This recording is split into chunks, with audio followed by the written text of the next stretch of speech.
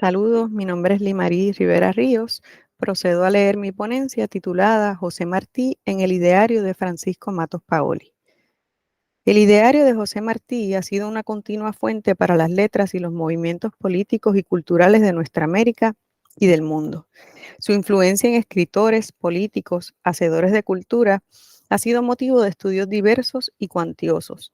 Este trabajo busca hacer una contribución a ese océano actualizado en el coloquio internacional que nos convoca.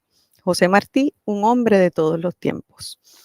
Aquí abordaré los hilos entre su ideario y su presencia en la obra de Francisco Matos Paoli, poeta y revolucionario puertorriqueño.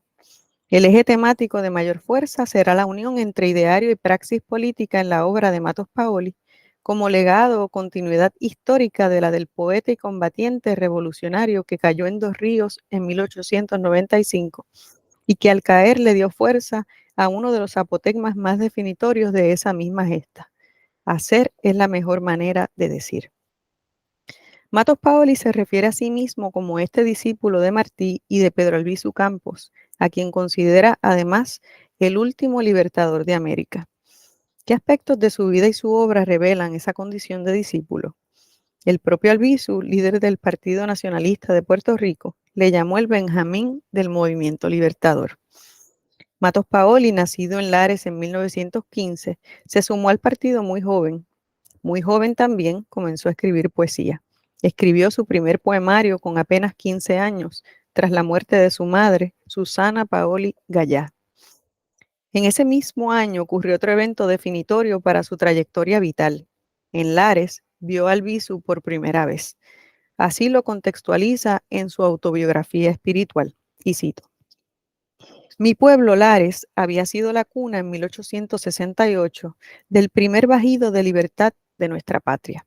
Siendo adolescente, yo me adscribí al Partido Nacionalista de Puerto Rico, dirigido por el apóstol don Pedro Albizu Campos. Para el año de 1930, siendo ya presidente del Partido Nacionalista, don Pedro había iniciado una peregrinación santa a Lares para conmemorar la gesta heroica de 1868. La primera vez que vi a don Pedro fue en el puente de Lanón, hecho determinativo de toda mi existencia personal, que más tarde habría de sellar por completo mi destino de hombre y de poeta. Cierro la cita. 20 años después, como un nuevo giro de esa espiral del destino, Matos Paoli volvió a Lares para ofrecer un discurso en conmemoración de la gesta revolucionaria de 1868 y del centenario de la bandera de Cuba, ya como secretario general del Partido Nacionalista. Era pues el 23 de septiembre de 1950. Matos Paoli colaboraba en los preparativos para la insurrección nacionalista, cuyo estallido se daría poco más de un mes después. En esa coyuntura en que el gobierno aplicaba con fuerza la Ley 58, conocida como la Ley de la Mordaza, que prohibía incitar al derrocamiento del régimen colonial de Estados Unidos en Puerto Rico a través de la lucha armada, o incluso exhibir la bandera de Puerto Rico. Ese y otros 3 discursos le costaron la cárcel. Así, el poeta fue preso por la palabra. El discurso en Lares, ante el Yunque de los Héroes, inicia con la idea misma de la conmemoración. Menciona los 82 años del hecho histórico, desviado en su raíz de sangrienta ternura y desafiante de la fugacidad de lo inauténtico. Imágenes como estas abundan a lo largo de sus páginas, en las que Matos Paoli contrapone, siempre de la mano de la poesía en la palabra, la muerte, la inautenticidad y la atonía de la colonia, a la vida, la presencia y el mandato vibrante del estallido revolucionario, que precisa continuidad histórica. Por ello, el discurso busca exaltar la gesta, pero más aún despertar el entusiasmo y el compromiso de sus oyentes para continuarla. El poeta busca héroes de su tiempo que sacrifiquen vida y hacienda, como dijo Albizu Campos en otra ocasión, en una lucha divinizada que los eleve a la altura de la cruz para perpetuarse como elegidos del amor. Vuelvo a citar. En la altura de la cruz en que se perpetúan los elegidos del amor, mana un río de silencio en ascuas, mana la lucidez y el imperio de la bondad, mana la excelencia de los privilegiados de la historia. Se es privilegiado cuando se es digno de vivir en alta tensión amorosa. Se es privilegiado cuando damos a la vida vida, cuando insuflamos calor al que muere, para que muera en la decencia de su origen y sea gloria de los demás. El heroísmo salva al semihombre de su escoria de negaciones y lo monta en pie, obligándolo por un imperativo de caridad a cabalgar hacia las estrellas. Cierro la cita. No es extraño que falte poco en el discurso mismo para llegar a Martí.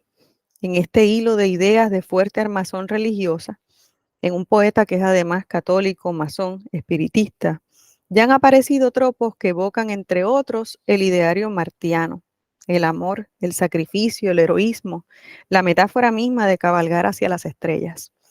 Son huellas de un camino trazado hacia la guerra necesaria, o como la nombra en el discurso, la guerra buena de Martí. Nos acercamos a lo que es acaso el instante más sublime de este discurso político y poético, el momento en que el poeta construye una recreación mágica, mítica, de la gesta de Lares y llega con ella a la gesta de Martí. Hermanos míos, dice Matos Paoli y continúa. Hermanos míos, era una mano de valientes, un millar de almas serranas y bravías que descendieron de la cima de los montes, como río fulgurador que deslumbra y avasalla, con una cruz alveada que unía horizontes en su distancia crucial y con una determinación de ensueño en la patria libre que poblaba el aire de palomas y salmos. Era un rumor angélico de machetes sin odio, una cargazón de revólveres, espadines, puñales y armas de palo, prestos a sustanciar la guerra buena de Martí. Ahí termina la cita. El discurso es vívido, épico, intenso en sus colores y sus ritmos. De estos últimos llama la atención la enumeración de imágenes y la musicalidad que evoca cierta ritualidad religiosa a través de las reiteraciones del verbo era en sucesivos comienzos de oración, que cito ahora de manera fragmentada. Era un rumor montado sobre cabalgaduras diligentes, era una voluntad de madrugada en el tiempo, era sí, hermanos míos, un golpe de naturaleza en Dios cayendo sobre la vergüenza de los hombres.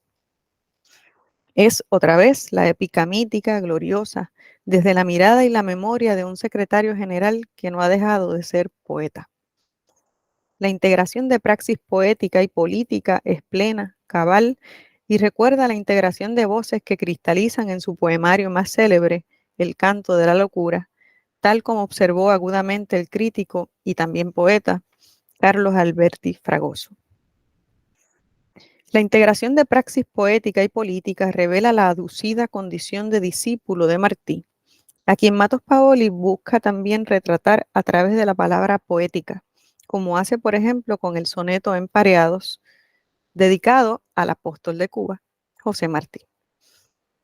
Y lo viste caer en la manigua, ya desnacido de su voz antigua, ya declamado de un silencio fiero, ya fértil, como solo caballero, ya en confluencia con dos breves ríos, esclavo azul y libre en los desvíos de la historia, que es trama fraudulenta.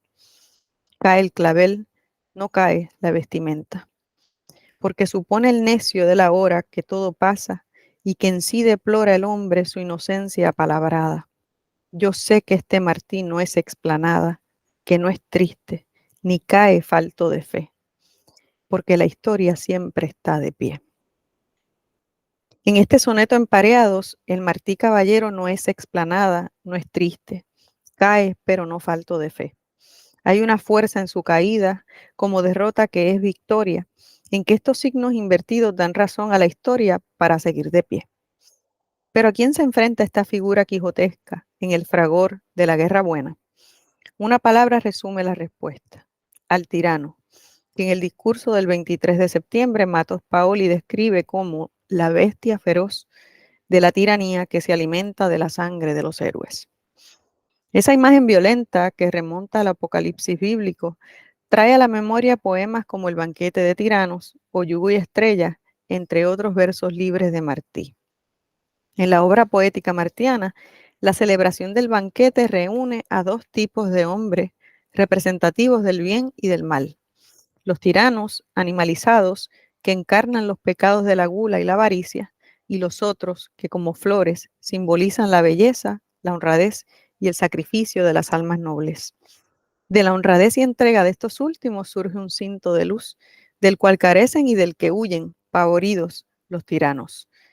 Hay aquí una oposición moral en la que la dignidad de la luz representa como la patria, agonía y deber. Matos Paoli vuelve a esta idea sacrificial en la segunda parte de su discurso de Lares, en el que regresa al mandato ético, la necesaria continuidad de la gesta libertadora en Puerto Rico. Se siembra para los otros siempre. El amor no tiene límite en su infinita ofrenda de generosidad. Y continúa Matos Paoli. Y están salvos los mártires del 68 cuando haya puertorriqueños que sepan honrarlos justicieramente. La manera de honrarlos es repitiendo la gesta que nos legaron y acrecentando la hacienda de su amor en el sacrificio transmitido. No siempre el éxito es la mejor ley del patriota.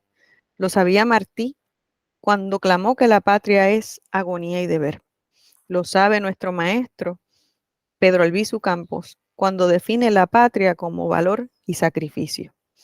Y hay que dignificarse como el mártir de Dos Ríos, levantándose con las entrañas triunfantes en el puño por encima del momento, para fundar en la eternidad la vida que vive siempre agraciada de la libertad. Ellos, los héroes de Lares, erigieron con su sangre el pedestal sobre el cual nosotros nos paramos ahora. Sin esa base primera de la sangre convertida en cimiento de héroes, no hay patria posible. A nosotros toca coronar ese cimiento, esa raíz del árbol frondoso con sus 1000 ramales de valor y sacrificio. Hermanos míos, hagamos la copa del árbol. La palabra poética, convertida en mandato ético y político, es otra forma de tejer los hilos de continuidad histórica y a la vez de rendir homenaje al patriciado que celebra el poeta ante el yunque de los héroes, Ramón Emeterio Betances, Pedro Albizu Campos, José Martí. La cárcel, como resultado de esta palabra, da concreción a la praxis política y confirma el legado que asume desde muy joven Francisco Matos Paoli. Es un legado enorme y vigente, no solo por la condición colonial y resuelta de Puerto Rico, sino porque contiene e impulsa valores morales y poéticos de todos los tiempos para todos los tiempos. Muchas gracias.